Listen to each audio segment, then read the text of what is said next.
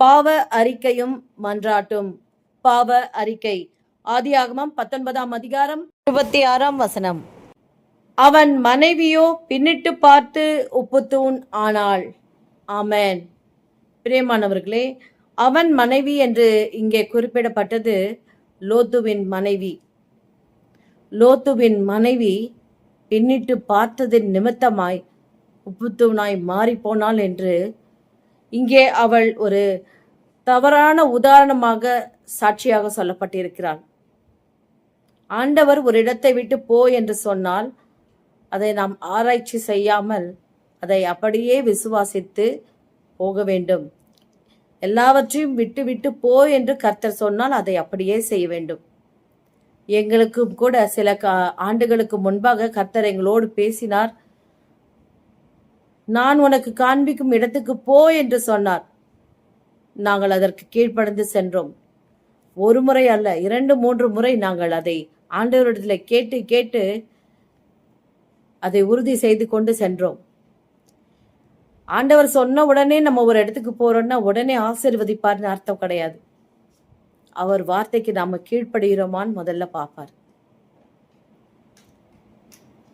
அதன் பின்பாக கர்த்தர் நம்மை வழி நடத்துவார். வழி நடத்துவதென்றால் ஆசீர்வாதங்கள் பலவற்றை தந்து வழி நடத்துவது அல்ல, வனாந்தர பாதையிலே அவர் வழி நடத்துவார். ஆனால் ஒரு நாளும் தேவன் கைவிட மாட்டார்.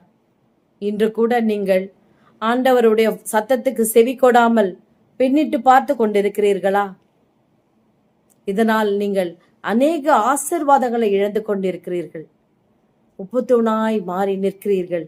அதனால்தான் உங்கள் வாழ்க்கையிலே ஆசீர்வாதத்தை நீங்கள் பார்க்க முடியவில்லை. ஒருவேளை தேவனை துக்கப்படுத்தும்படியாக நீங்கள் பின்னிட்டு பார்த்திருப்பீர்களானால், உப்புத்தூணாய் மாறி ஒன்றும் செயல்பட முடியாமல் நின்று போயிருப்பீர்களானால், இந்த நாளிலே ஆண்டவர் உங்களோடு பேசுகிறார். பின்னிட்டு பாராதே, அவருடைய வார்த்தையை விசுவாசித்து முன்னே நீ சென்று போகும் பொழுது தடைகளை நீக்கி போடுகிறவர் உங்களுக்கு முன்பாக கடந்து சென்று எல்லா தடைகளையும் நீக்கி போட்டு உங்களை ஆசீர்வாதத்திற்குள் பிரவேசிக்க உதவி செய்வார். இப்பொழுது பின்னிட்டு பார்த்த அனைவரும் பாவ அறிக்கையை ஏறெடுப்போம். ஹல்லேலூயா. நன்றி ஆண்டவரே, இந்த கிருபையான வார்த்தைக்காக நன்றி ஆண்டவரே. நாங்களுடைய வார்த்தைக்கு செவி கொடாமல் ஆண்டவரே, நாங்கள் பின்னிட்டு பார்த்து கர்த்தாவே செயல்பட முடியாமல் உப்புத்தூணாய் ஆக்கப்பட்டு நிறுத்தப்பட்டிருக்கிற காரியங்களை எல்லாம் ஆண்டவரே நீர் தகர்த்து போட்டு எங்கள் பாவங்களை மன்னித்து ஆண்டவரே ஆசீர்வாதத்திற்குள் பிரவேசிக்க எங்களுக்கு உதவி செய்யும்படியாய் ஜெபிக்கிறோம். இயேசுவின் மூலம் ஜெபிக்கிறோம் பிதாவே, ஆமென்.